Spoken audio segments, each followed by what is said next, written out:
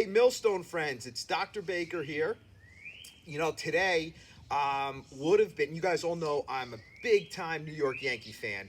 Today would have been opening day for the baseball season, so that's a little disappointing, but I have a feeling that we will be back out there playing some ball pretty soon, watching the Bombers, watching your favorite teams, and be able to enjoy a good baseball season, especially all you Millstone softball players and Little Leaguers. I can't wait to watch you guys play this year. So, in honor of today being opening day, I'm going to read you Casey back at bat. Hey, Owen, you could stop banging the trash can. You know this isn't an Astros home game, right? Okay. Casey back at bat by Dan Gutman. Oh, this book was actually signed to my son Owen. It says, to Owen, a true fan, Dan Gutman.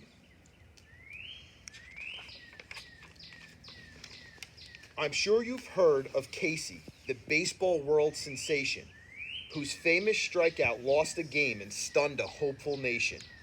Well, if you think that tale was sad, sit down, let's have a chat. And I'll tell you all a story I call Casey back at bat. There was an old story called Casey at Bat that maybe your mom or dad can tell you about. It's a famous baseball poem about a baseball player who was really good, but he was really boastful and pompous, and he thought he was always going to hit a home run, and he wound up striking out to lose a game. So that's why it's always important to be a good teammate and try your best. And this is the story about his second at-bat. 'Twas the last game of the season, with Mudville tied for first. The players fought all summer, for a pennant they did thirst. But Ruthland shared the lead as well. The team stood face to face. To the victor, fame and fortune. To the loser, second place. With Mudville down 3-1, it was the final inning. 2 men were on, but 2 were out. There seemed no hope of winning. Yet they would not surrender. Their motto, never quit. Mighty Casey grabbed his bat. It was his turn to hit.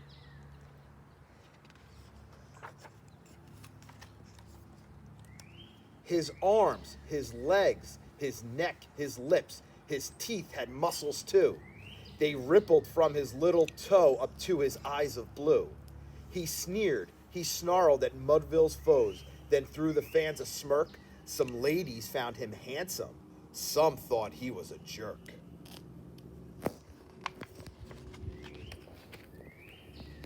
The pitcher hurled his fastball, a perfect strike, and then a fan yelled out, "Hey Casey, are you gonna whiff again?" The runners took their places. Once more the pitcher threw. He ripped the outside corner. The ump cried, "Strike 2!"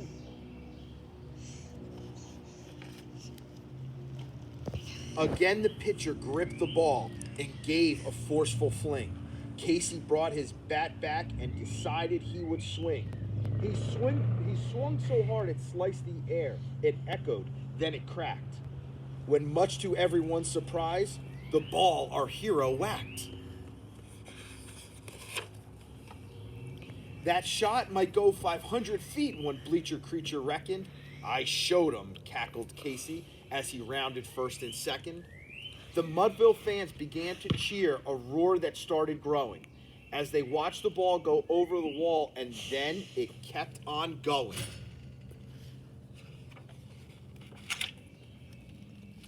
It soared by hills and valleys, over ever higher in the sky, past houses, farms, and villages, so swiftly did it fly. It crossed the great Atlantic, where it almost struck a bird, but Casey didn't have a clue, for he was rounding third.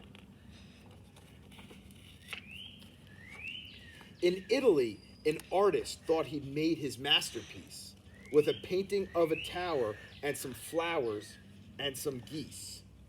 He had to start all over when the baseball changed the scene, and this, you see, shows perfectly why leaning towers lean.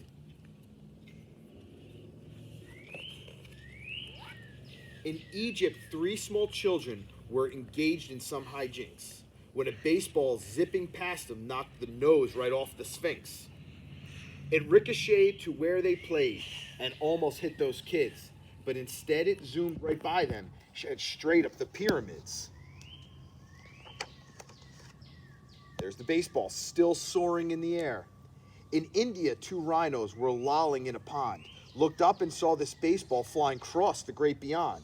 They ate their lunch and snorted, taking time to smack their lips. They hardly seemed to notice up until the big eclipse.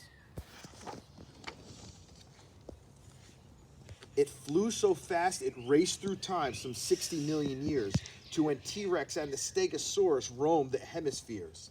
The creatures were quite terrified, so underground they slinked, and now you know how dinosaurs, in fact, became extinct. In the depths of outer space, an astronaut named Janet shrieked, "Eureka! I have found it! I've discovered a new planet!"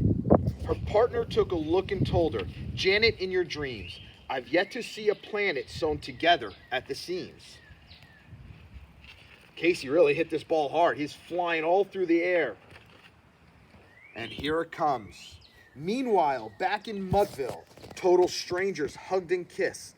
Casey crossed the plate and told reporters it's all in the wrists. He hadn't been this happy since the moment of his birth, but from the upper atmosphere, the ball returned to Earth. Now Dunn, the center fielder, had already left the ground, and Neff and White in left and right were chatting on the mound. But Mo, the little shortstop, saw a streak come from above. He raised his arm in self-defense. The ball plopped in his glove. So what does that mean? Casey is out. Oh, somewhere in this crazy world, some kids are having fun. Some are telling knock-knock jokes, some skateboard in the sun. And somewhere kids eat hot dogs piled up high with sauerkraut. But there's still no joy in Mudville. Hard luck Casey has flied out. I really love that book. I love all things about baseball. So Millstone friends, I hope you're enjoying homeschool. I know I'm not really enjoying it. I wish I was with you. But if I can't be with you, let's all get outside and let's play some ball. Bye, Millstone. See you soon.